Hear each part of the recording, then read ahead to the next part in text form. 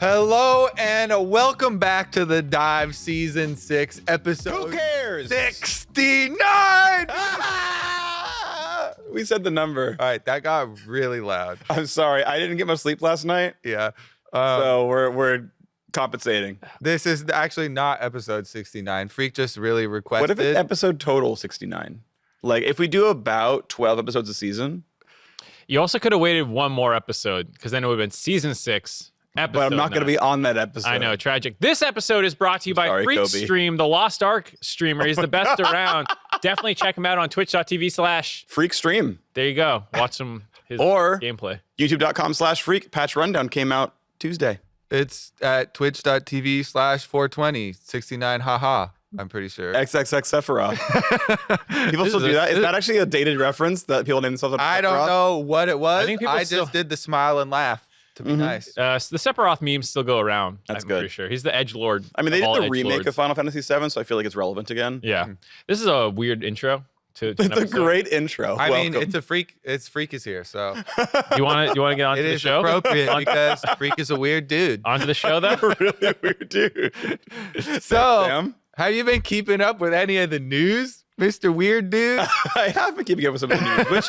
Which news would you like to talk about? Let's start out with Spica, because Spica tweeted out about narratives flooding around TSM, and Mark had brought up this topic a bit when we were talking about some of the organizations not having great communication or taking a part in controlling some of these, stories that are surrounding their teams now, because, they had Hotline League, and you even had TSM representatives come on and, not really get much clarity. And so then the stories, people start to use whatever information is available to them, and you get like a snippet of a stream, or you get maybe a 30-second listen in, and people jump to conclusions. And Spica was like, relax, I don't have a problem with Shen Yi, and elaborated in his tweet. But this is why it's so weird. Like, fan bases are going to be fan bases. Like, they're going to overreact when things are going poorly. And so, not to say that people are justified in going as far as they do, because people are really going hard on Spica. I understand why he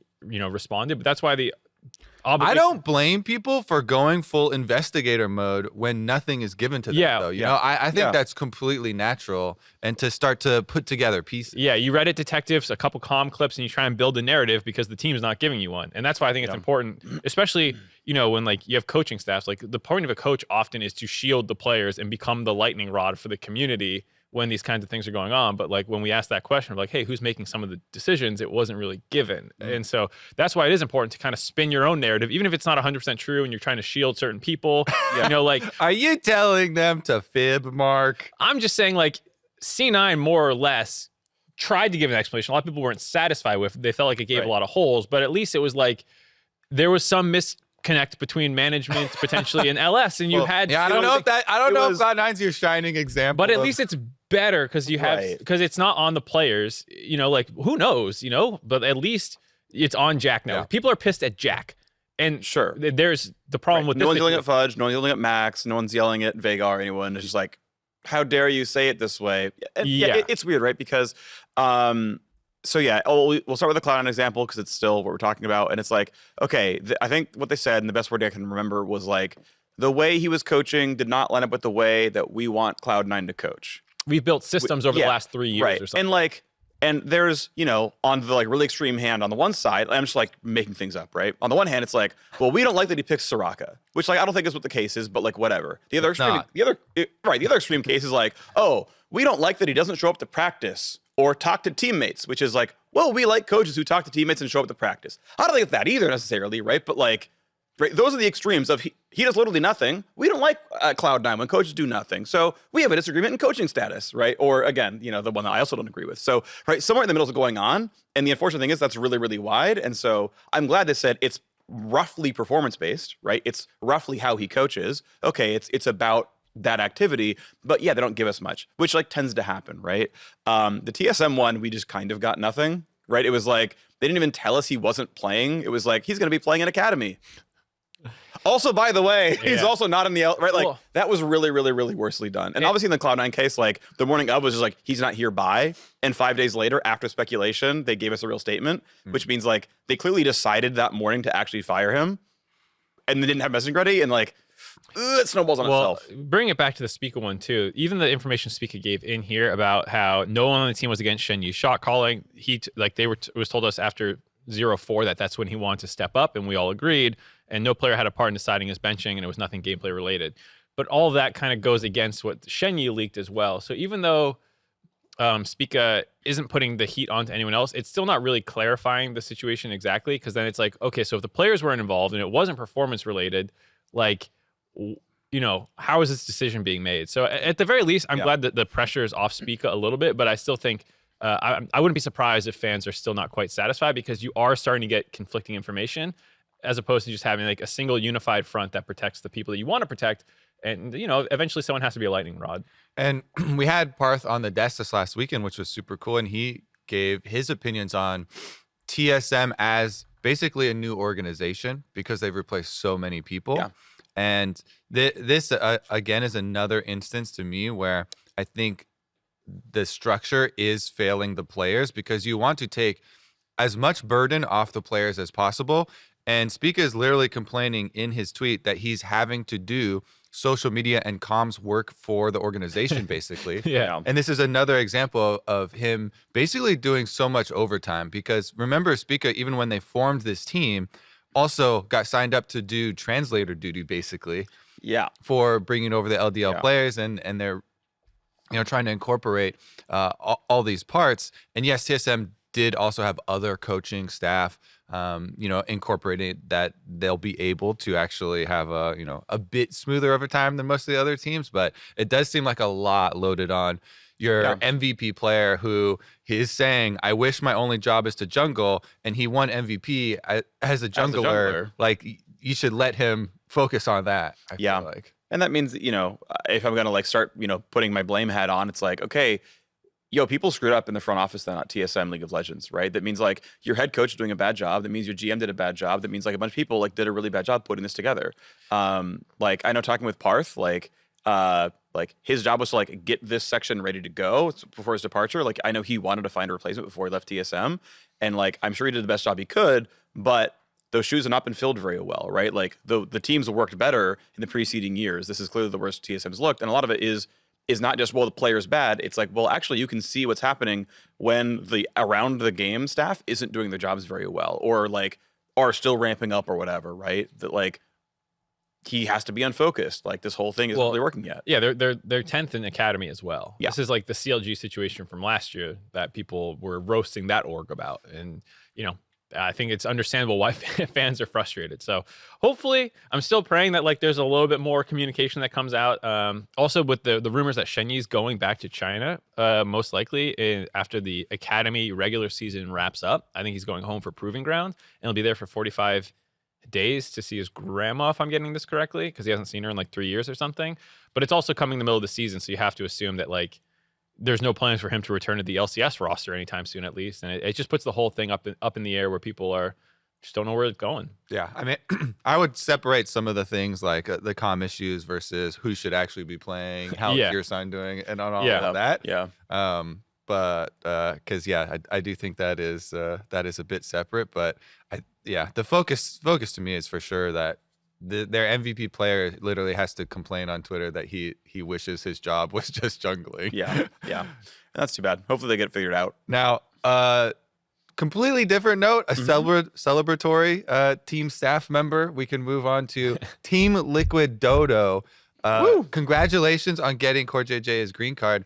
Now that he has it, he also went to Twitter and talked about how difficult and scary the process was. Because, and I had also heard behind the scenes, like, you know, I guess basically rumors, but very accurate rumors, that if CoreJJ's green card situation did not work out and then he had to go back to Korea, you know, he's of the age where then the mandatory military service starts to get in the mix. And so Dodo's talking about, if we lost this, like, I think all North American League of Legends and League of Legends in general would lose CoreJJ. And we have spent so much time on this podcast celebrating and talking up CoreJJ for all of the hard work that he has done for North America and for League altogether. That would have been such a tragedy. Yeah. I mean, I forget who I was talking to about this, about like, if you come back to Korea and it's time to do your military service, you will get like taken off the plane and escorted into like the military service to begin like right away. Yeah. And so like, that's why it's such a hyphy situation, because if you don't do it, you also get like, you know, your citizenship revoked. And so then if you didn't get a green card in America, it's like, where are you a citizen then? You know, like you start getting to really dangerous situations, I think. And so that's why there's such a human element to this. They don't mess around with mandatory military service. It's very mandatory. Yeah, like you're going. Turns out. They have all the guns. No flexibility on that language there. Yeah. So that's why, I mean, it's, you know, for Dodo as well, like as the one in charge of this for the team side, like it was probably like, you know, you're not just doing something for your job, it's someone's life you're trying to help, and all the fans and people as well having this pressure on his back, I'm sure felt good for him, as well as CoreJJ. I'm sure that's a huge relief. I assume that has to do with why he took last week off, was it was like, now that this is settled, there's some other like real life aspects to it that he had to tackle.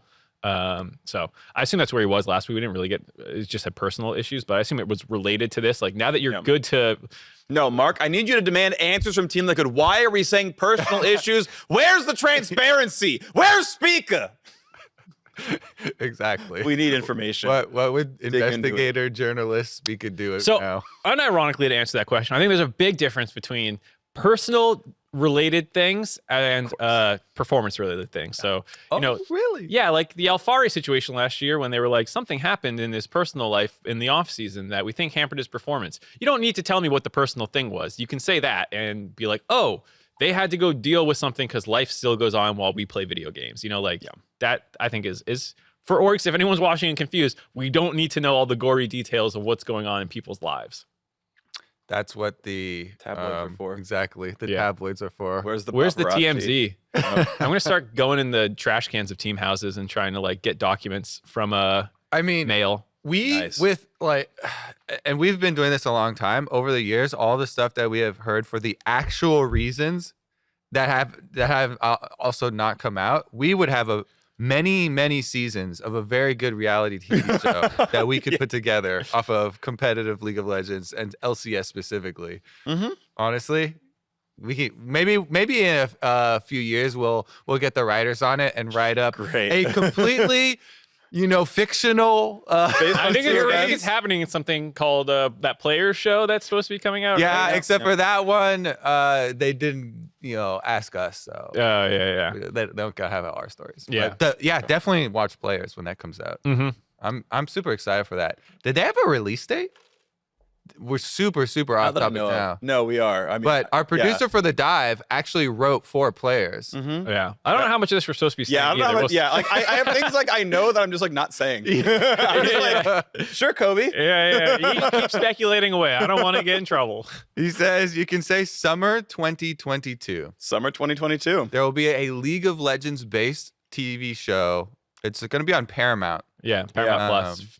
Yeah. All right, keep doing the ads. Let's go. Anyways, so now we had this thing where since we're not sponsored on the dive anymore, we inject random other sponsors. Oh, that's fun. We did Mark's stream. We did like Cat. You just showed me on it. Yeah, I did your stream. We did Phreak stream. I guess we've done a lot of our own streams. That's good. But we could have one that's sponsored by players on Paramount Plus. The week that it comes out will be sponsored by them. Yeah. We should try and get them as a real sponsor. We also have a Twitter question from Brian J. Romero. If there was a player that was the best in the world at 3 specific champions, but was average at every other champion, would you sign them? I'm not even done with the question, and I already say, hell yes. Yeah, right? If you had to sign this player, what role and what 3 champions would you choose? But I would say hell yes. Sure. I think you need to be more extreme with the downside of this type of question. Right. Because your upside is literally best in the world on 3 champions. Hell yeah. People would take even like 1 champion a lot of the times. But if the only downside is your average and maybe maybe it's supposed to be average of all league players. So that I was about to say, if there's silver too, I'm out. Yeah. We can make it more interesting by saying that instead of average for pro players. Let's say gold, silver level on the other ones. I would still take it though. 3 champions. That is so stark. That's hilarious. Well, if we're taking it all the way down to gold, silver, you will literally lose they will triple ban you and you will lose every game because of this person. Yeah, you will. Being silver on a champion versus do you get to still keep your other game knowledge as a pro player? Nope. If you're not allowed to play those I assume you it's are like sitting this. in gold 4. Is it just your mechanics? This where, is what it is. If you're like Ezreal ulting back to the fountain and like every skill shot you just end up gold 4 somehow, man. Dude, this is what it is. If it's a Jace top laner, let's say that's one of his 3 best champions, you are Summit, let's say. Yeah. You know, like you're that level. And then if you give him anything else, you give him Gnar, he is your gold 3 Gnar. It's literally that. Oh man, it's wild. Yeah, it's a theoretical question. I have a friend who's like that, by the way. It's so hard for me though to say on this champion and then separate like things that are agnostic of what champion. Well, it's you're a playing. theoretical question. It's not very practical. All right. Yeah, in that case, I also. If you want to bring it back to practicality, you have to assume he's saying average for pro player, right? Like you can be best in the world at these things, but then off them you're an average pro. You get Palafox or Faker on like those 3 champions. I think average for pro player. Okay, yeah. I thought we were still gold. No, God, no. Palafox is great at League of Legends, but like he's a fairly average pro player, which is like he's good. But he's not an MVP, and that's fine. I take that, right? Now, I think if you let me take actual Faker, I take actual Faker over this hybrid, because of course. But like, I'd grab that. I mean, sure as hell put him on my Clash team, but like, this would be a pretty good LCS team. The only thing for me to remind people of is that while, it is set at 3 champions here, so theoretically, this person just gets banned out every game. There's a lot of times in metas where you don't have flexibility to throw 3 bans all at a single player, and especially from red side. So it is still a very big advantage if you have a player on your team that draws 3 bans because of some champion focus like that. Now weighing the extremes of the downsides, it gets a little wavy, but I still think it is a big advantage to have somebody to draw that many draft resources. I actually think in the LCS the most comparable player would be Huni. If you remember the days of Gangplank, Rumble. Was it Gnar or Trundle or something? He's played a lot of like I feel like the 3rd Huni champion kind of has changed. There was Nocturne even for a bit when he kept playing, Nocturne. For a while. But Rumble and Gangplank have always been like, you would see bans on those regardless of meta to whatever team Huni was on. As we talk more about it, I flip-flop a little bit on this answer. Because your face, you changes a lot. I'm talking and you go, and I say something else and you go, oh yeah. It's like Kobe takes my answer, so I have to go. I have to go on the other side. So on the other side, the problem with this is like in a specific meta, yes, but you can't guarantee what that meta is. And so like you say, this player's best in the world on Aphelios, Jinx, and Caitlyn, and you're like, wow, he is busted right now. This player is amazing. And then the meta changes and you're playing Sivir and Jhin and Varus and like the 3 champs that you're like best in the world on. You can still draft them technically and maybe that's fine, but then you're playing off meta to like suit this player's needs and you start getting in a more complicated situation. The champions are weak, then you're so my point is in specific vacuum situations, I think this is a yes, but I think in the real world, this would be pretty hard capped by meta concerns as well as once you get to the international stage, I think people would just triple ban a player like this. Like you're talking about going from being a threat in the game to being a non-factor in the game, realistically. Sure. That's why if we have it at the baseline average pro player, I would definitely take it though, because you're only getting knocked down to average level of pro player, and then presumably I'm getting big benefits for the rest of my team. It depends, I think, on the goal though. If it's to be good in NA, I think it's totally fine. If you're trying to like go international, a player like this has problems because I mean, if you're not, I'm just saying like Team Liquid wouldn't sign this. Team Liquid would not sign this player. I don't think. This hypothetical player. Do you think? Okay. They would take Hans Sama over him every time because Hans can play more champions at a higher level on average. And the problem is when you get international, I think teams would ban these 3 out and they'd be like, get in there, Uzi, or like get in there, Gumayushi, like go slap this kid around for a best of 5. Because at the extremes, of course, then you're sacrificing, top 3 in the world actually isn't a huge gain even because you're literally playing against all of the other who can just lane into your things anyways. Players in the world. Exactly. And the drop off is going to be a lot bigger there. Yeah. But I like the exercise in theoretical. Kind no, it's an interesting question. Chime in my answer. The first things first. I picked 3 champions that are all very similar in role. Right. So like, and especially one that's like really useful. So for example, I have a support who's got at 3 different engage tanks. Good luck finding a meta where we don't want an engage support, right? Where it's unpickable. So it's like, even if you leave it up, it's like, well, we'll play Leona or Nautilus or Alistar. One of them's bound to be useful, right? Unless they're actually like bricked to, complete non-viability. Great. Give me a mid laner who's got 3 good team fight mages, just like Ryze, Orianna, and Syndra. They're the best Ryze, Orianna, and Syndra in the world.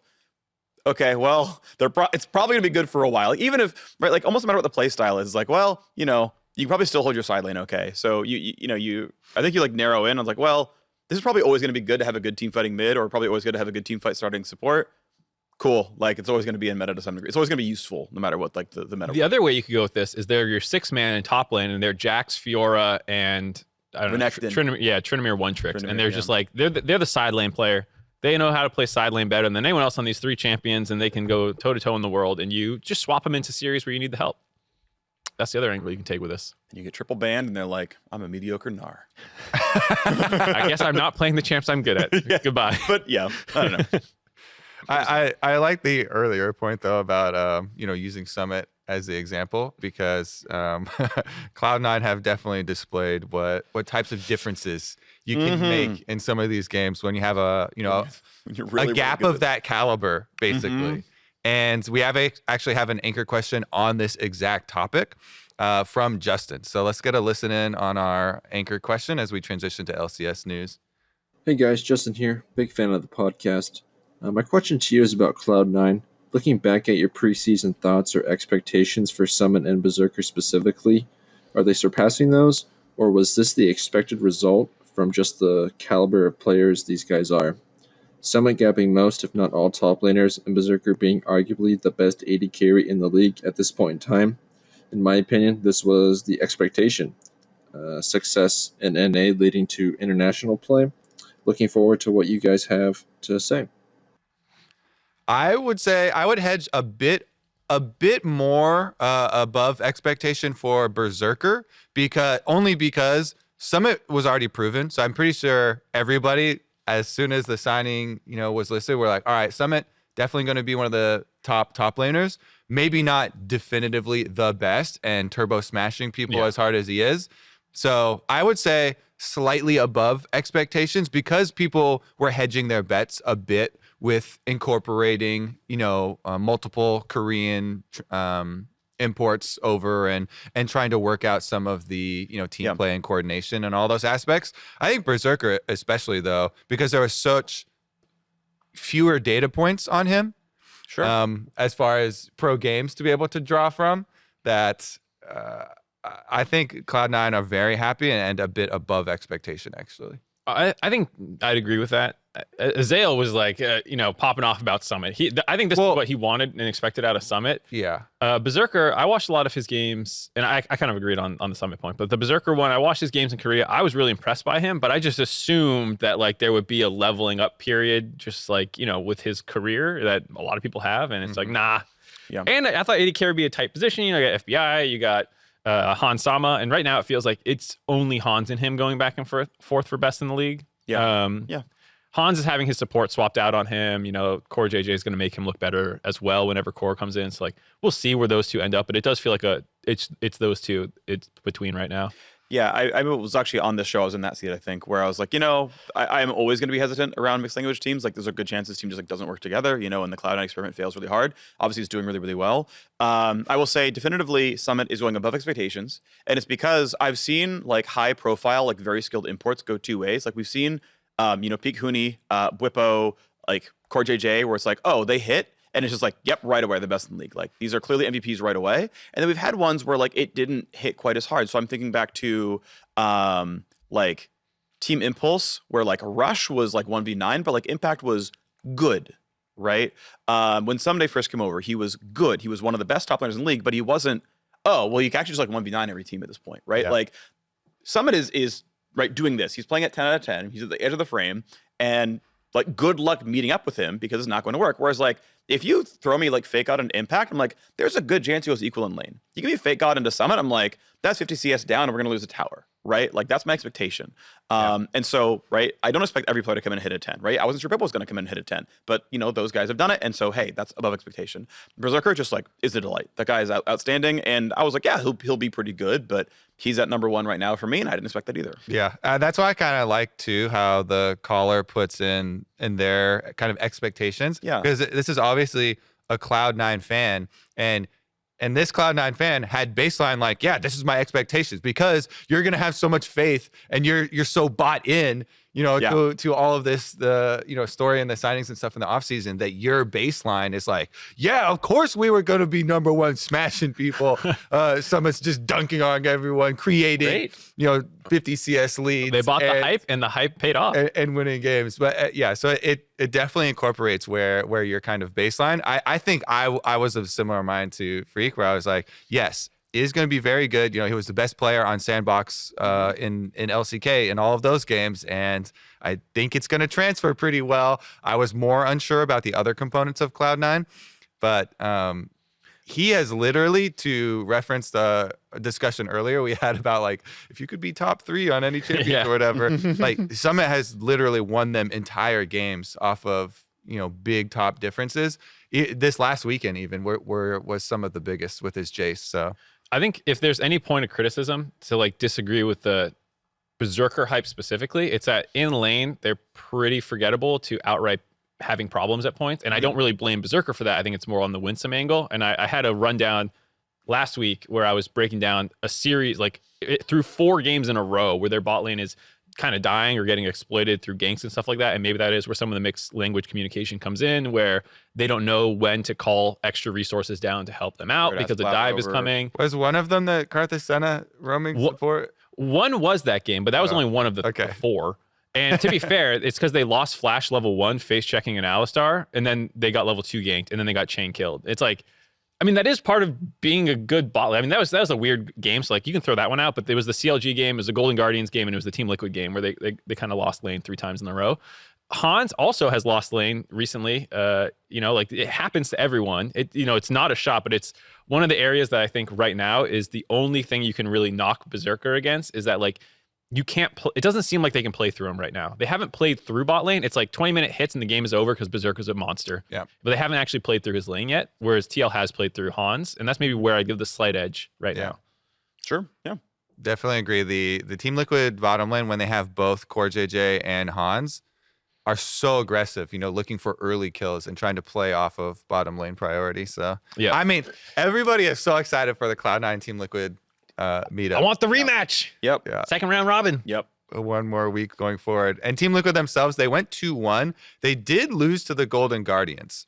How did that hit your confidence in them at all? Because I think already their resume looks so robust, and obviously, Core having to take care of some more personal issues and bringing Eyla back in, who's been very good for them, especially on the Thresh. But yeah, for me, it didn't hit my confidence too much in Team Liquid overall.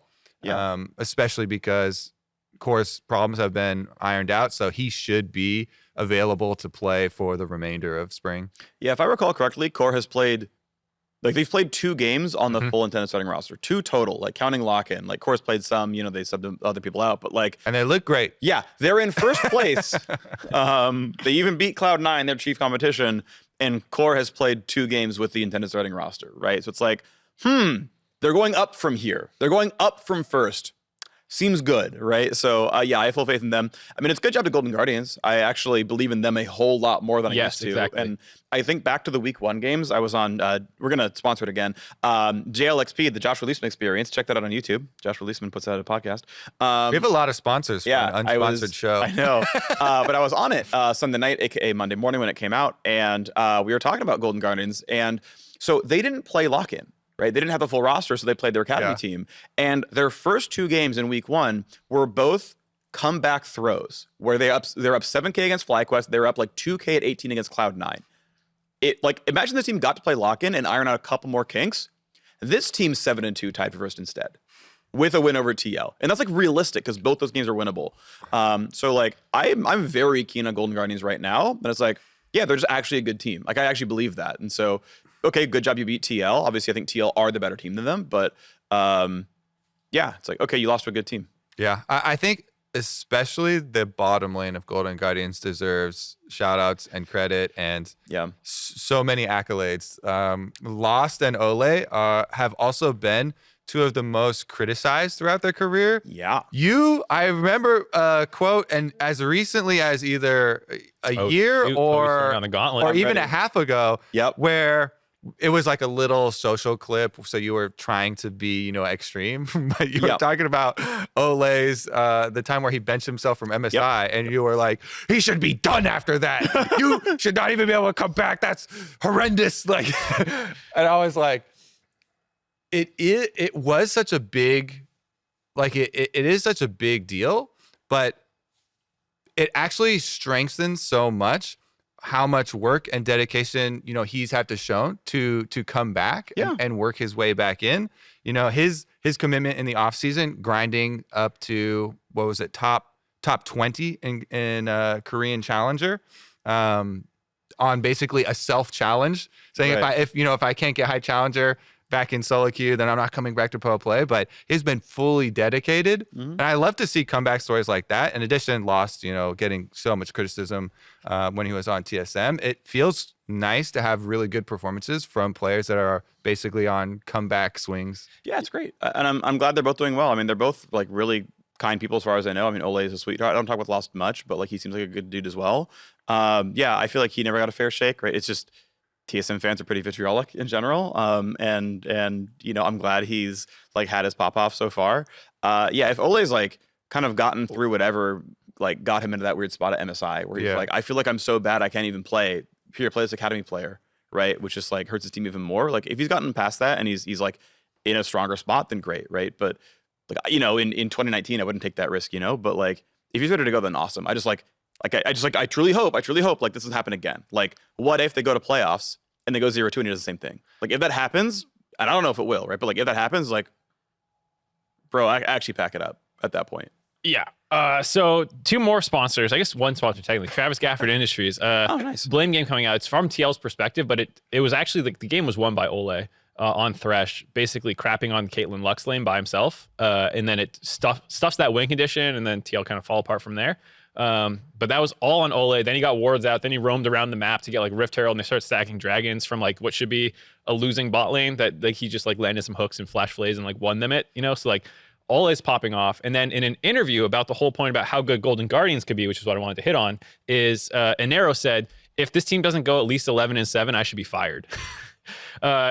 I like that. I like that. Coaches putting their own necks out on the line like that. So he did say in the video that he has a guaranteed contract. Oh, that's funny. So you can't. I should be fired. You can't fire me. You can't fire me, but I should in theory be fired. If you fire me, I'm getting the money, right? Like, yeah. Well, so that means 6 and 3 second. If I understand correctly, maybe I don't. Yeah, because they're 5-4. They're 5-4. So they have to go 6 and 3 second round robin, which like I think is totally realistic to do. Yeah. Yeah. I mean, but I don't think it's like Cloud9 and TL are probably better than you. And then you still have like EG and 100 Thieves to fight against. So like you need to at least beat one of those teams and everyone else, or beat two of those teams and drop one game else. I'm going to push for us to play that clip before every Golden Guardians game. It will definitely be played on the weekend. I'm going to find it and send it. I want it to be played before each one as motivation. I want it to and show after up each loss. Hey, you're trying to get your coach fired? It was funny actually. Like 2 weeks ago, I bumped into Licorice and stuff, and I thought I was casting their game. I told you this. Did you end up mentioning it on broadcast? Yeah. Another story? No. Yeah. I bumped into them. This is like right when LS got released and like all this stuff, and I was like, I'm casting your game. Give me some spice to like hype up your game with. And they're like, we don't really have anything. And I was like. And then so I think Licorice was just like, Enero will be fired if we lose some more games. And I guess they're just running with it now. And Nero's come out and said the same thing. Yeah. Good. I think the identity too, incorporating Pride Stalker's strengths with being, an assassin, kill focused jungler is just an overall fun story to track too. Because watching his games in Champions queue, his mechanics are insane on this champion. He's so fast with all these combos. Alrighty. Well, the other part of that whole Golden Guardians upset win, TL lost. We already said it didn't really shake our confidence in them, right? Yep. I assume in Team Liquid? No. In Team Liquid, yeah. Because one, it's Eyla versus Core, and losses happen. That's okay. But with C9's resurgence, do you have a preference for who you think's the best team in the league? Not resurgence, but like CoreJJ or Cloud9. If CoreJJ, TL. If not CoreJJ, Cloud9. Just like an easy 1-2. We're assuming CoreJJ Team Liquid versus Cloud9 right now. Battle of the bosses. Yeah, CoreJJ. Team CoreJJ greater than Cloud9. CoreJJ. What about you? Probably. I think it would come down a little bit to the top lane matchup, because Whippo's been really good this split, but he also is kind of volatile. Summit's a better laner. Yeah, and I think Summit's a little bit better laner.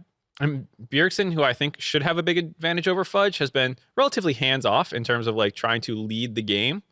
So in a best of 5, I think it'd be really interesting strategically to be like, does Bjergsen try and step up and win his lane a little bit more and like call for more resources? Are they still trying to play through bot lane? Which interesting. Seems, I think there's a lot of interesting strategy that comes out, but I think I still favor Team Liquid. I was gonna say more hinging on bottom lane, bottom side of the map,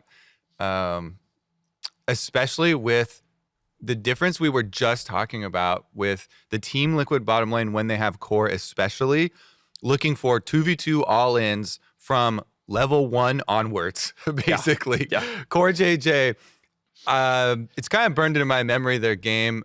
It was against CLG, who have definitely been struggling, but my God, I have literally, that is the hardest support carry that we have seen all year, for sure, bar none. CoreJJ, Tom Kench, he's basically ganking all 3 lanes after killing the opponent jungler and invading the opponent's jungle on Tom Kench. Like, this man was ruthless in the game. So that to me is probably the biggest kind of hinge factor for the matchup, and why I would probably lean more towards Team Liquid if I'm looking more at the bottom lane. But if I was looking towards the other side of the map, I would actually be more inclined to say Cloud9 with how recent Summit has just absolutely dominated that side of the map and shown that even if his bottom side of the map is losing, because they were in that game, if he has a lead and on a champion like Jace, then he will be able to take his lead and turn that into a win. Converting leads, especially for top lane, into wins should be a stat in its own. Yeah, because we have had it's called the Alfari stat. Exactly. We've had top laners who have dominated similar to the Dottie Award, pretty close to this level, and then the team hasn't been able to convert to a win. But that was the real belief moment for me with this Cloud9 lineup, where I was like, oh my God, they actually are already so good because they were able to actually make up for a losing part of the map with their advantage and leverage that through, stopping the dragon stacking and getting the kills off there. So I want to add a very little bit of texture to that real quick, because I cast the 100 Thieves game at the end of the day, where they had a fed Jace who didn't get anything done with it. A very little piece of that sort of 1v9 aspect is it is still on the team to somewhat as well to set them up, like vision control or whatever else, or to like not get caught and let that guy push or whatever. Because here's Summit, who is the gold lead. The other 4 are behind. He's got to do it. And they're like getting him in a spot where he can keep the leverage going and make that happen. And like, I remember during the 100 Thieves game saying like, Someday isn't getting anything done. He's getting nothing done with the gold lead. The better version of that is 100 Thieves are doing a really bad job of letting Someday carry, right? Like that other bit of the setup. And so like, I want to both like admonish more of 100 Thieves, but also give credit to more of Cloud9 for like just in the same weekend, we saw the exact same champion like do and then fail to do the exact same thing. I actually love this. And this may be one of the most repeated phrases in solo queue 2 in a slightly more toxic version in the solo queue manner, but just learn to let yourself get carried. Yes, I don't know how many times that has been typed in a solo queue game. It might actually be every game. But whenever an argument breaks out and then one person is like, shut up, just let me carry you. Yeah. Yes, that's toxic. Yes, you should not say that. But there is a kernel of truth there. And knowing that, first of all, your top side piece, which is isolated, is your strong piece, is basically your gold lead. is your advantage, and knowing that the rest of you are weak and not then, starting the fights or playing on the map side without that piece is also a skill. Basically self-awareness to know when you are strong, but also when you are weak and what to do when you are weak. And I think in solo queue, sometimes it's just like stop trying to fight back. In pro play, it does require more nuance about how you approach these, because you can't just like back off everything and sack vision control and do all this stuff. You still need to, as the 4-man, find those windows that you can help your top laner get vision control, or like actually defend your turrets a little bit without dying. And the way that is often a great way to defend your turrets is find opportunities to chunk them out. Even if it's not like a kill, like if you can blow your ult in a way that you can just get them low while the guy split pushes, like those are situations that I think Cloud9 does do well to that point. Like in solo queue, sometimes you're just like, I'm just going to sit under the turret. But I think you need to be a little more proactive in pro play. And that's why I think why a lot of teams fail is like, they're trying to help their top laner, but they're just actually kind of getting in the way. I would also say for solo queue, it is a bit erroneous assuming, just play safe. Like people think it's that simple. It's also not that simple in solo queue. I went to last hit a cannon minion and the Zac jumped me over the wall. Exactly. So why were you aggressive there, dude? I'm actually, identifying and taking the side of the person who is weak at that point when you're being told, just stop dying. Yeah. It is very hard sometimes when you're already 0-4 versus, that's a Tryndamere, dog. Like, he has Ghost. And sometimes you're the Lee Sin taking the Q in, though, because it landed. And it's like, come on. So there are definitely two sides. And sometimes it can be, very difficult to kind of lose the minimum. Is some phrasing that I think Papa Smithy was one of the first to try and use, gaining maximum, losing minimum in sorts of situations. Which I was kind of like, lose gracefully, all those kinds of ideas. Yeah, so 100 Thieves, I think. Speaking of not losing gracefully. Well, I think what's interesting about this weekend as a whole, to frame this discussion, is it was kind of like a reckoning weekend in some ways, where like, yes, Team Liquid and C9 largely continued to pop off, but then the rest of the league had these like I said, like a reckoning where FlyQuest goes 0-3, and that puts them closer to our expectations. And Dig goes 1-2, and Golden Guardians goes 2-1, EG goes 2-1, Immortals goes 2-1, CLG goes 2-1, and suddenly you're like, what is happening in the league exactly right now? Other than TL and C9 being great, though, the rest of the league feels a little up in the air, and that's I think why the 100 Thieves lost that I think we're about to get into is like. The fact there are 2 losses, I should say, is like, what do I make of you exactly? It's 2 parts. So one is a positive, one's a negative. One is, and this has been spoken of several times, the TL head coach said it as well, Giotto, hey, it's a really competitive league. Like, everyone can punch. Like, everyone can do really good things. The CLG 2-1 week is an example of that one. We have 9 teams who are doing really well and can really fight each other, and that's great. We know who I'm talking about. And that's really good. Solo in the name. Yeah, of the solo team. It's just, whatever. It doesn't matter. What are you talking about? But yeah, so there's like 9 teams that like are actual threats, and that's really good, and I'm glad about that. And the other half, though, so it means like you're going to have these upset wins and losses because you have teams that can fight for first and 10th on any given day. The other half that though is it is the 4th game I have seen where 100 Thieves look vacant. Talking with Chat on the JLXP, he said it looked like an unfocused scrim where just like someone, they didn't get a good night's sleep, whatever, and it's just like, oh yeah, so-and-so just died, but just like they just weren't paying attention. They just like, the jungler walked past a ward and then you just got ganked and it's like, yeah, I'm sorry, I didn't see it. And it's like, you need to call it out because like it happened, it's in the review, but like, also, this wasn't a productive scrim, and this is 4 times. It's the BO3 against Dignitas. There was a regular season game where Tenacity played, and this one, or the lock-in game where Tenacity played, and this one, where just like 100 Thieves are just like, just kind of vacant. They're just like kind of not here. They're just like not doing anything smart. Like the fact that Blue walks up to kill Abadaga with like 0 skill shots. It's like, what's going on? Like, what are you guys doing? And so that's a very high hit rate. That about 25% of all games 100 Thieves have played are just vacant scrims. Yeah, I think the thing, that's one angle of it, is that they clearly underperform sometimes. I think Dig, you could argue, might still have just like a stylistic matchup that actually works well, where like 100 Thieves mostly play through bot lane. Dig likes to play around bot lane a lot, so they kind of neutralize there. And someday can slam Fate God, but we've already talked about how they don't really play through top lane very well, or like they don't let him carry. Yeah. And to your point, like Abadaga just sometimes has, like, I don't know why this year he's just having these games where he plays pretty terrible. So like it's a little combination of all these things where I can actually see a world where Dignitas, by just having River camp bot lane, frustrates FBI and who want to make the plays. and then like closer doesn't pop off, and Abba's just not playing well, and someday, despite being better than Fate God, doesn't carry games. I can see, given that they also lost the best of 5 this way, like maybe it's just a bad matchup, but it doesn't explain like why your mid laner's getting trashed that hard.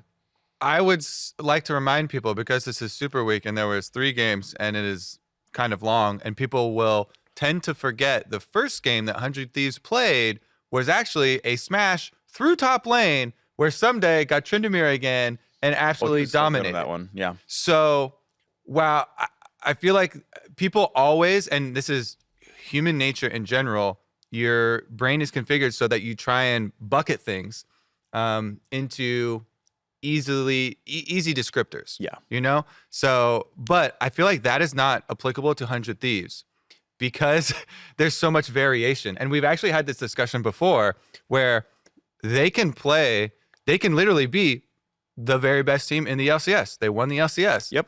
And yet then they can also have these games.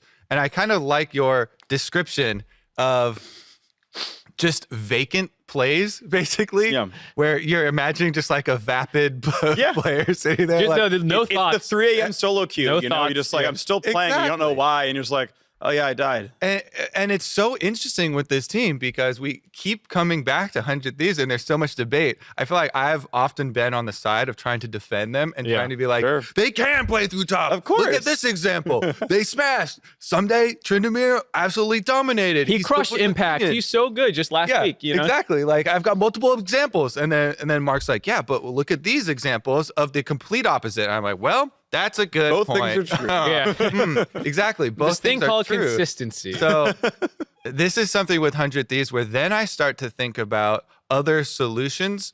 And Mark knows because I've talked about this like neuroscience podcast a lot. But one of the little tricks that they suggest is actually it's very beneficial, and especially I feel like with the structure and the schedules for pro players, how they are constantly grinding and constantly focused, having time to basically relieve that focus from your brain and take moments basically so that you don't have games where you're having these very kind of obvious mistakes and these kind of vapid moments, I guess, for better terminology here, for lack of better terminology. This seems like something where 100 Thieves do need some breaks. I feel like maybe because, remember, they were in Korea scrimming before LCS even started. Maybe, and we're just kind of guessing here, their schedule has been completely packed since they won LCS. Maybe there was they no go to break. World. There was no break for them. You go to Worlds, you keep on grinding, you have to defend your title. Like the pressure level is a constant 10. Honestly, maybe the answer is not more strict practice. Maybe the answer is some breaks between that practice, so that then you can have more enriching, more fulfilling sessions afterwards. No. Just throwing that out there, bro. Fair point, Mark. I like it. Good data. the Eastern philosophy from some of those teams is just grind more, just play more games, just up the numbers. And to be fair, there is good data on that. There's some LCK, correlation. LPL, they have like, one. yeah, how hard did like Tom Brady work to win more than most NFL teams Super Bowls? Yeah. Like, well, the offseason's on and he just keeps watching tape. It's like some people built different. Yeah, some people are built different, but for the people who are built similarly, breaks are good. Yeah, sure. It is. Yeah, I take breaks. Like, I'm not I'm not under no illusions that I work, my personal psychology weeks. cannot handle 15 hours of video gaming. I can't. I'll die. Faker can apparently, and some of them can. Anyways, moving on from 100 Thieves, unless there's a hot take someone wants to give about how they can't win the title anymore. Any hot takes? I think we threw out our. Oh, speaking of hot takes, this is a total tangent. Ooh, the Team Liquid thing about only losing one more game. Was that the one with you? Zero more. Now, Jat says 16-2. Yeah, but was that with you on that podcast? I mean, he keeps bringing it up. Oh, okay. He said it first, I think, in Analyst Desk. Okay, well. And then Mark kind of co-opted it. I made a bet on the dive to back up Jack because they were all saying he was crazy. But then Eyla played for 2 of their losses. So I was going to posit this to you, Kobe. Am I allowed to wiggle out of this bet given that I made it before knowing the roster change? No. Why? Would you have said they lose to Golden Guardians because Ayla's playing? No, but I think the likelihood that they only drop one more game the whole split on a super week, goes up dramatically if like literally, Right, because the bet was No, made you once have to- Core was on the roster. yeah, but it was with Core in now. I didn't think that Eyla would see any more too time. bad. Yeah, the bad. key phrase that he just uttered is "I didn't think." You know what? That's the substance of You're your supposed autobiography. to take into account all pieces of data, Mark. There's a possibility they have substitute players. Things have been a little rocky with Core. So. Well, see, I'm not worried because now that CoreJJ is back, they're not dropping a game through the second round. I like Okay, it. sure. That's what you need to do. Double down. So I'm not- do you want to that's why- double down on our He's wrong. bet? I'm trying to wiggle out to see if you're a gentleman about the terms of agreement, but you're not. See, now he's trying to turn it into a win But it's for okay. him by It's But not it's a win for okay. you. I'm not It's going not to a back win out for of a you. bet It's that I not made. working. right. It's just like the rules changed on me, but that's okay. All right. So I'll speaking stay of in there. changing, FlyQuest or EG, which one are you going to talk about? I was gonna say, what's our actual bet? Because we don't have the terms yet. I thought it was. Actually, I don't remember.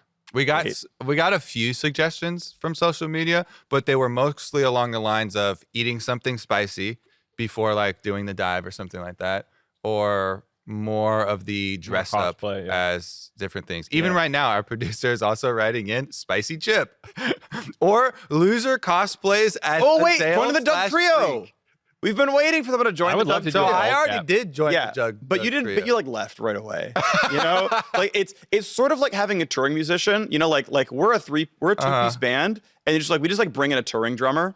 Even though I'm already one, but whatever.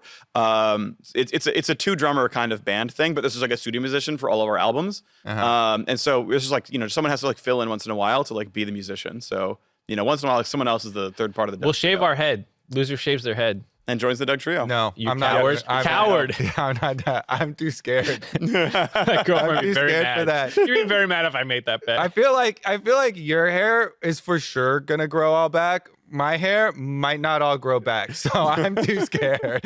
A loser shaves a bald spot into their head. Oh my god! I don't know. I'm down. I think I'm too I down for have that been bet. on the side that I feel like some of our bets, rewards, or bet topics have felt more like rewards for the person. Yes, who you want wins. me to feel like because I I like doing stuff like that. Dressing up as a Doug Trio. I did that because it was fun. Like I've already done it. So Exactly. I mean, shaving a bald spot in your head is not fun. Like that is for sure. Well, how confident I'll do are that you bet. that I was dumb for taking my side of the bet? How confident are you, Kobe? Mark, just let me in. I'll do that bet. It's cheating. I did it! Wow! Damn, Phreak's so confident. Okay. Anyways, we're trying to move Golden on. Guardian's going to be 11-7 at least by the end of the season, bald spot or not. There you Anyways, go. we were trying to move on.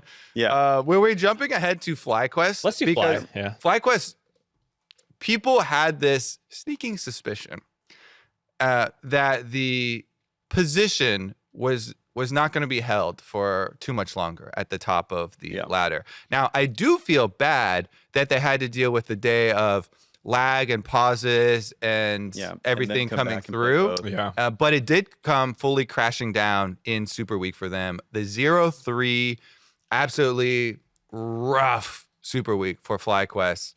And they indeed have started to shrink. Yep. It turns out it was Cinderella all along. And I still think not complete Cinderella story, because I still think they're better than people, especially me and Mark, actually gave them credit for being at the start of the season. So even with the market correction for FlyQuest, Sure. I still think they're above where at least Here's a lot of us question, though, I want to chime in. So they are 5-4. That 2-0 week was off the back of playing Top Smite Enchanter. That doesn't seem to be something anyone wants to play anymore. So they still earned those wins, right? Like those happened. Their record really is 5-4. They deserve those, but not without that, they are 3-4, right? And so in the present meta, they are 3-4, right? Like that, does that continue? Are they a sub 50% win rate team? Problem with this little experiment is that there are multiple confounding factors, and it obviously was not just that the strategy difference. Sure. I also think the teams that they played earlier were a lot easier. Now we've finished out. Day one Golden Guardians, and we finished out the round robin now. So now it's the complete story, which is way easier to judge all teams by because every team has played every other team. And that difference in strength of schedule had a pretty big influence in some of the early reactions. Yeah, and I think this is why it scares me. I mean, even though I agree they're better than I gave them credit for, there's still a world where they miss playoffs from here. I Because think it's likely. there's 3 teams tied at third with 5 and 4 records, and there's 3 teams directly underneath them at 4 and 5 records, and even CLG at 9th is at 3 and 6. And I expect Golden Guardians to keep winning. I expect EG to keep winning, and Immortals, they are probably the team that if you say gun to my head right now between FlyQuest, Dig, and Immortals might actually be my favorite to actually make playoffs. And so, FlyQuest is better than I thought they were. But is 7th really better than what did I don't know what I put them on. Like, they're ahead of TSM now. You probably have like TSM, obviously everyone was kind of wrong about them, but that's more of an underperformance by someone else than you being drastically better than I predicted. And so like that's where like, yeah, you guys are better than I thought, but like depending on how the season ends, it might have just been some statistical variation, some off meta stuff, an easy opponent or two, and then you are kind of who we thought you were. I think there's like definitely this sort of 6th place soup kind of thing going on right now where it's like, okay, TL, back on the soup, we're back on the soup. I mean, it's something about it really appeals to me. I don't know why. I don't know why, but it's just there. I mean, TLC9 is obvious, right? Yep. I think all of us think Hunter Thieves is going to hold on. Yeah, right? Even if they're not any title threat. Right, even if they're not in title, like they're going to make playoffs, right? EG's probably in that spot. I kind of lean Golden Guardians there, but I know we're getting towards the soup area.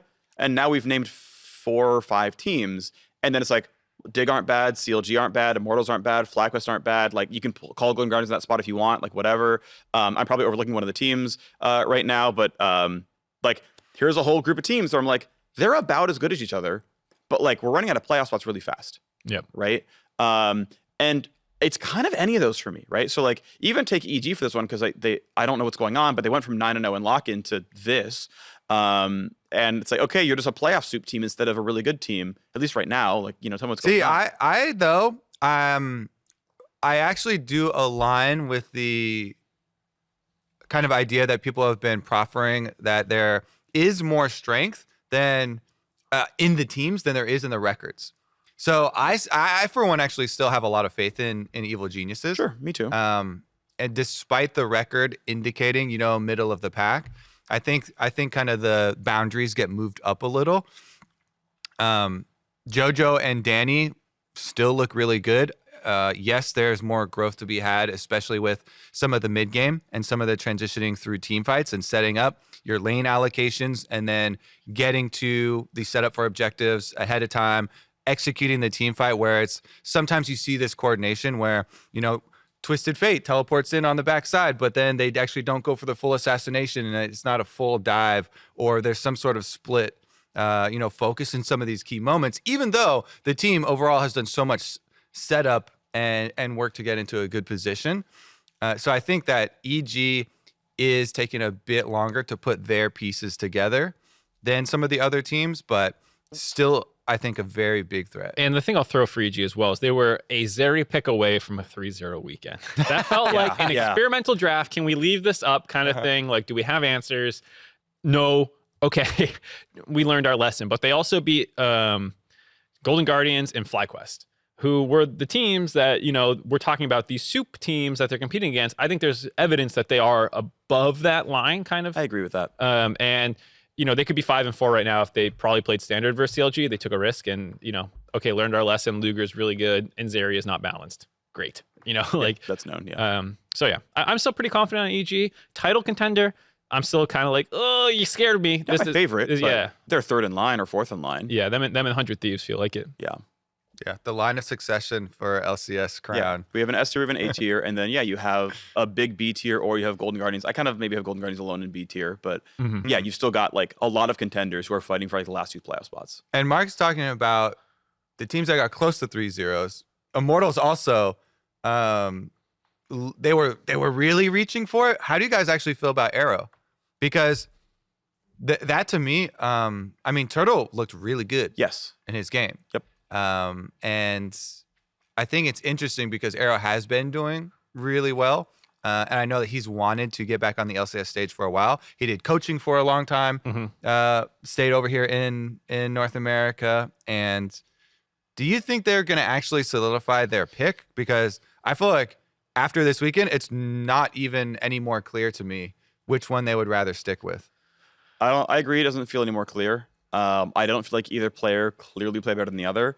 I know coming in, it was like, well, scrims were inconclusive, so we're going to have some stage games figured out as well. But like, that's also always going to be inconclusive, right? Like, if scrims went a certain way, you don't just become, 2016 Uzi out of nowhere, right? Like, that doesn't just happen to you. So, your player level is still your player level. Like, these guys are pretty close in skill level. I would want them just to pick one because you don't want to keep splitting scrim time. Right, that's harder on Destiny. That's harder on the team overall. You don't want to keep splitting stage time. It's harder on the team overall. Like, it's a tough call, but like, flip a coin if you have to. I pretty much agree with that.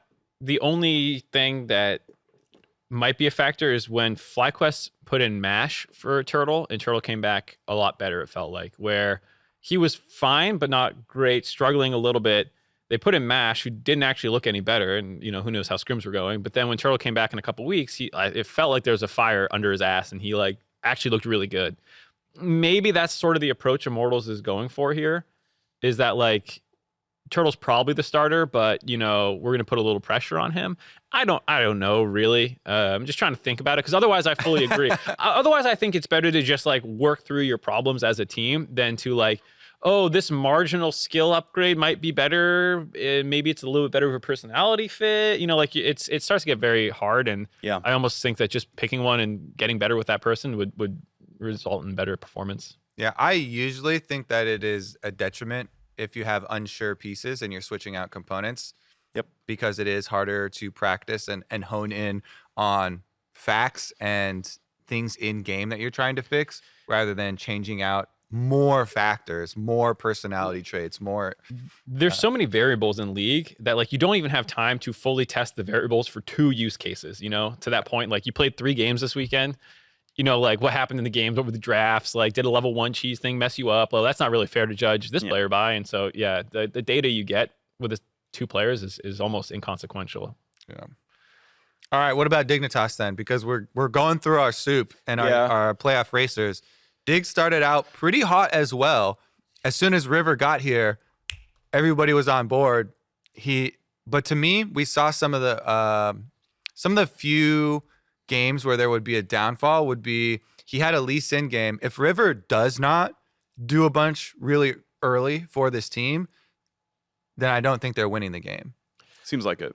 Seems like they are passively losing most lanes in most cases. It puts a lot of pressure. The other, I would say bot lane, not the case. I feel like bot lane is legit for them. Biofrost and Neo have generally looked really good and can get their own leads. Especially Bio on Thresh. Yes. I think teams need to, if you're playing versus them, deny this champion. Yeah, Biofrost has been popping off. Of the 2, he's arguably the better of the 2, but Neo has been pretty good as well. And when River has one of these good games, suddenly your bot lane's a threat. I think the passively losing lanes is potentially the other issue. Blue has pop-offs, but then also sometimes just passively loses. And Fake God almost never pops off. I'm sorry to trash him. Like, I want to like Fake God so much for being like the weak side player, but it is a detriment for this team. I feel like they are hard ceiling capped right now with how many good top laners there are in the league that like you go up against Someday, you go up against Impact, you go up against Whippo, you go up against Summit, you're screwed. You can't win a best of 5. It feels like most likely. I mean, they beat 100 Thieves, but it's just scary to just have a perma losing lane that no matter what pick you give it, is going to lose. That's just such a handicap to try and play from. And so that's why I think there's a bit of a hard ceiling on Dig right now with this roster. Yeah, I have them personally as like, I have them not making playoffs. Like their hot start, right? Okay, they had the 2 against 100 Thieves, cool, great. But their hot start was TSM, CLG, and Immortals when Immortals was still finding their footing, right? And it's like, and then here were 6 losses in a row. And then you finally found one at the very end. But like, it was against 100 Thieves, who are vacant again, right? Like, all the impressive wins for Dignitas are against 100 Thieves when they just aren't playing the game. Otherwise, you're beating bottom feed teams, which is like, okay, you are not the worst team in the league. Like, Dignitas are an 8th place team, roughly. That is where I put them. That's outside of playoffs. It's better than TSM and CLG, but like, until I see anything really different than that, they're still exactly that team. Quick hit on CLG then, because they did get 2 wins. They did. One of them was Zeri. That's big. That's big for... But one of them was TSM. The other was playing Zeri, right? So, like, I just talked about Dignitas being 8. Like, CLG are hard 9th for me right now, which would be their 5th split in a row in bottom 2, which is like, hey, it's better than 10th, over and over and over again. But, like, they retooled the entire CLG, like, league org and everything. And unfortunately, so far, the results are not much better than last time. It does feel less hopeless. It looks less hopeless. And hey, they're beating TSM, which is going to feel good for players and fans as well. But I mean, it's really unfortunate. Like I want them to do better, but I don't see them being a better team than 9th still.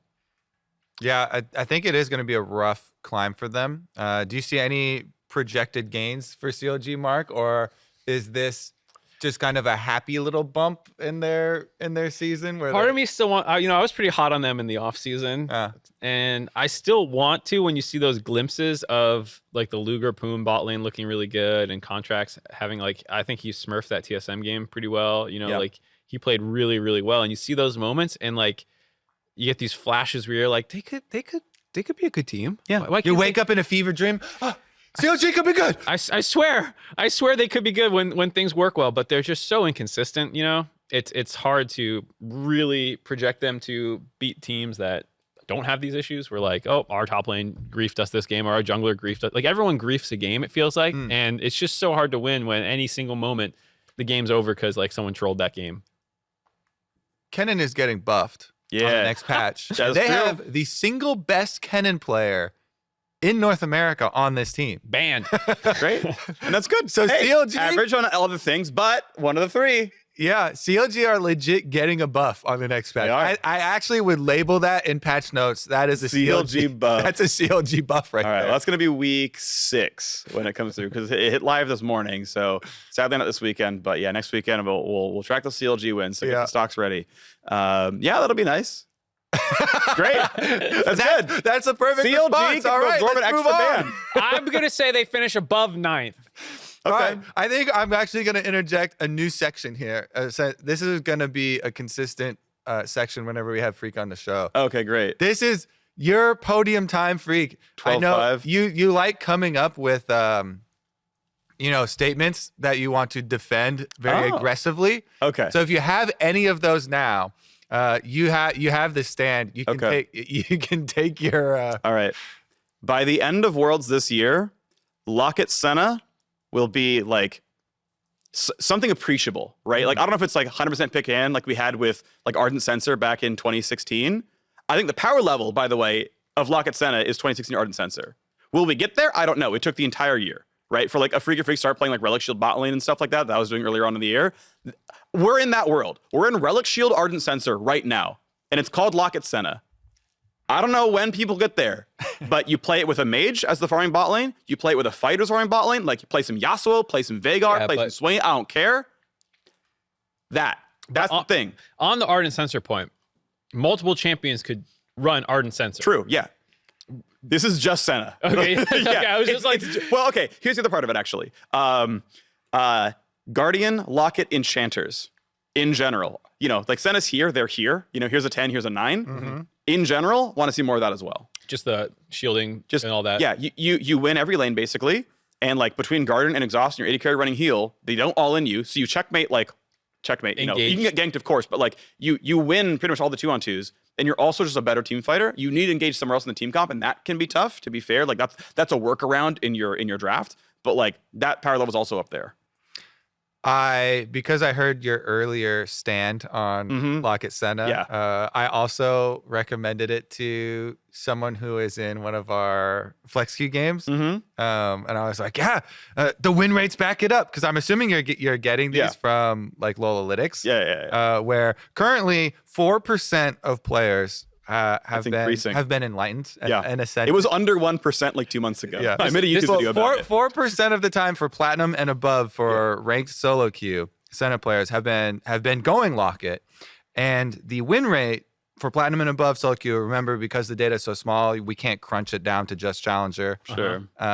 But is a good 5-6% higher than any of the other mythics. So the data is for sure there. Here's what we're going to do. This is like the YouTuber clickbait thing. Nice. Okay. It's like, all right, we're going to clip this part out. It's at 4% play rate right now, you're saying, right? Yeah. Yes. I want this above 10% play rate 2 weeks from now. Clip this, share it on socials, get Phreak's word out there, help him out. Let's see if we can get above To the this moon. amount. To the moon. Locket Senna to the moon, baby. Instead of asking for likes on this video, you know, normally what you do, we're One clickbaiting view is play one rate. locket. So You share and everyone spam play Locket Senna and you tell all your friends Wait, about but you're it. gonna tank the win rate if you're bad at Senna. Don't do that. Play rate. We don't care about win rate. Just Okay, get play great. rate above 10%. Okay. exactly. Because if the win rate drops, then they won't nerf it. Ooh. I can So get it's real actually a sustainable practice here 5 head. to preach. The other way by the way, if you want to get your stuff not nerfed, every time you're losing a game in your Buy the item. sell all your items. Before you lose, buy the item that you usually buy before you lose the game, so it ups the it.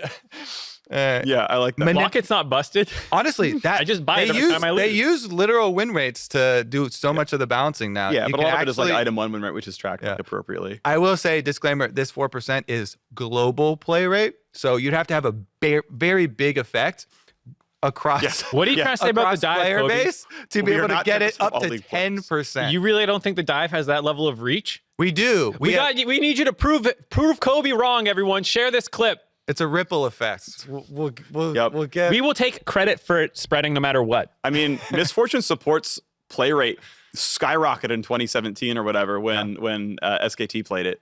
Or when Just they were as like many people watch the dive and watch that as semifinal. the Watch World semifinal. World Yeah. semifinals Yeah. reach. Versus the dive. It's really close. I don't see a difference here. Yeah. Wolf, Phreak, similar skill levels. All right, let's move on to our Twitter questions then. Thank you for our Phreak section. Yeah. We'll just deem it. Yeah. We've got Frosty Poot has written in to ask us most underrated part about League that you don't get to talk about on cast. I need a second to think about that because I do less casting than you. And so I feel like I have more freedom than casters often. And I feel like the AD does. Yeah, to be like, AD for sure. I want to talk about this and I'll just make a segment somewhere. Especially with the waiting room also. Yeah. You know, you kind of get free You get off free topic time there. sometimes. So I'll let you guys go first, see if I can think of one. I don't know if there's one. I'll for chime in. I casting. don't know if it's the most underrated part about League, but it's one that actually is recently talked about for me. Is optimizing a jungle clear. So it's interesting. So first of all, like a jungle clear is completely non-random, right? Madrid's is gone entirely. Like your clear is entirely non-random. I guess you can get bad teammates who leash you really poorly, but like move on. You like it's speedrunnable, right? And I mean, if you watch any competitive speedruns, you know you don't hit world record every time, right? You don't always hit your best splits. So I'm not saying you have to hit world record every time, but like, you know, you can just full clear as Nocturne with no leash in like 3:14 with Krugs, right? You know, Karthus, like I think Blabber finished it at like 3:02. Like there are times, and you could theoretically like build out a data table of this. And, you know, it would be nice to know how far from world record the clears are, whether it's in the LCS, LCK, wherever, right? Like how much are pros dropping the ball compared to what can be done, what is achievable on these champions? I think it's interesting. The difficulty of bringing it out on cast is what's the story? Ooh, look how bad Contracts is. He's 4 seconds behind a gold split for a 4-camp clear, right? Like, that's not even like terribly interesting. I think it's interesting because the optimization I find compelling.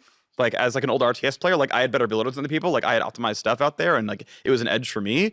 But also, it's not a great story in the game. So my opinion is that, and we have talked about it sometimes. There have been some games where we do focus on it, but some of jungle clear optimizations are more interesting than others. Sure. And we have had some instances, like I'm saying, where it is actually influential in the game itself. There is kind of an end goal there with starting that story and saying, you know, sometimes they're like, oh, and especially when there are junglers that are double clearing camps. That's when I usually bring it up, when it's more interesting, because junglers that can't or is not optimal to do double clears, the optimizations are extremely boring. You know, it's kiting a camp to full patience range to leash it as close to the other one as possible. And then your abilities are usually very straightforward for the power clear, and it's mostly about your transition times between camps.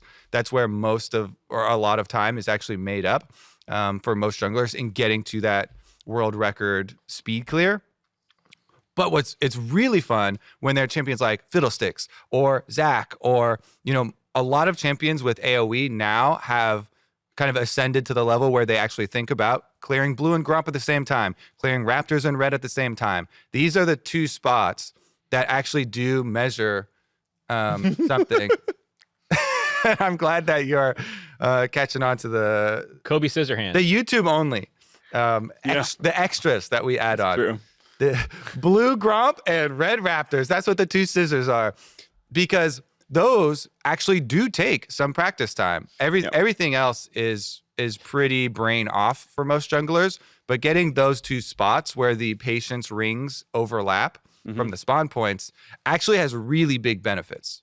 And especially for those champions I mentioned, like Zac or Fiddlesticks, which I think are strong right now, but are not picked due to the vulnerabilities to invades, they can gain a lot of clear speed to catch up to all of these power clearing junglers by doing that double camp. It's just that you also have to construct your lane matchups to be strong lane matchups to be able to defend this jungle, to allow them these cool jungle clears, to allow that explanation of the next level. Jungle clears to me is always a funny one because I feel like on cast I can see why it's hard, but it's also so talked about in like the community by things. It feels like I always feel like, oh, let me go talk about this guy's jungle clearing and his pathing and his choicing. You know, like I feel like that's talked about a lot by analysts. So pathing. I feel like jungle optimization might be a different branch. I have very rarely heard analysts actually, call out optimizations in the clear. I have heard analysts talk about, oh, they pathed up this way towards because I was gonna say if it's just optimization, yeah, fair enough. Have you thought of one? Because I have one if you need more time to think. I did, but then I jumped in on Phreak's one and it slipped away. I talked because it was jungle. Yeah, jungle. I got one that you're gonna want to time into. Go ahead. Here we go. You're gonna get distracted a second time. I feel like player psychology in the game is something, especially around like vision and fake outs and like little things that are really hard to notice when you're casting. At least maybe this is my own personal issue, but like. Also, because the camera's not always on a lane. I was going to completely agree with you. No, that's exactly where I'm going with this. Like, when I rewatch VODs on VOD review, you notice so many little things about, like, where a question mark ping is. And you can actually infer so much information by a single question mark ping of, like, what is that person probably wondering about? And then, like, how are they responding to it? Like, man, they didn't do this. They didn't have priority in their lane this game. And you're like, that seems weird. They should win this matchup. And then you see a question mark ping. You're like, oh, it's because X, Y, and Z reasons. Yeah. And it's really hard to catch those live, and it often takes like working through the thought process of the players, so it's just not worth speculating and wasting that much time. Yeah. But I feel like it actually explains so much of the game when you actually look at these things for why things are happening versus like they just didn't play well, and it's I think that's something that's a struggle to do live. Yeah. The one that I was going to say is very closely related because it's also like psychology based. That's what is bluffing. Yeah. Same idea. Because whenever you're playing League of Legends, it's a completely different feeling, especially as jungler. There's so much of these information games where you're trying to work around. What do you think that they know? So here's a great example. Actually, I was covering this and with Contracts versus Spica. Yeah. There was a time where they face checked each other at Raptors. And then Spica leaves going through mid, or excuse me, Contracts leaves going through mid, and mid just has the shove. And so Spica actually goes down bot because he's like, what if they're going for my bot to dive bot lane? And so he leaves his Krugs up, but Contracts question mark pings the Krugs to be like, I think Spica's here to warn his top laner. And so like these kinds of information games that you get into through bluffing and stuff like that is very interesting. You like wasted Spica's whole time just by running into lane before recalling or whatever. Yeah, it's so fun to track, and then again, you're in an instance where ideally, I want to go full investigator mode and toggle vision for both sides, and that's just not possible for, live casts. Yeah. But I definitely find those things super fun. Yeah. One of the big reasons I started jungling in the first place way back in the origins. The olden days. The olden days. Back when jungle camps time were random. Yeah. And you could get like bad clears where you got none of the high XP camps and you got like Raptors 3 times. And it's like, oh, I guess I'm not level 4 in this one. By the way, that's how jungle. You want to do the outro? Random camps for the non-buffs. No, I will set Mark. All right. Please close us out of this fine episode. That'll wrap us up for now. And remember, if you're watching us on YouTube, hit that subscribe button and ring the bell so you don't miss an episode of The Dive when we return. Also check us out on Spotify, Apple Podcasts, and Anchor.fm. And remember to submit your questions. We love hearing from you on Twitter, YouTube comments, or Anchor FM. LCS continues Saturday with Immortals Progressive facing off against Evil Geniuses at 1:30 p.m. Pacific Standard Time. I'll be there. You better be too.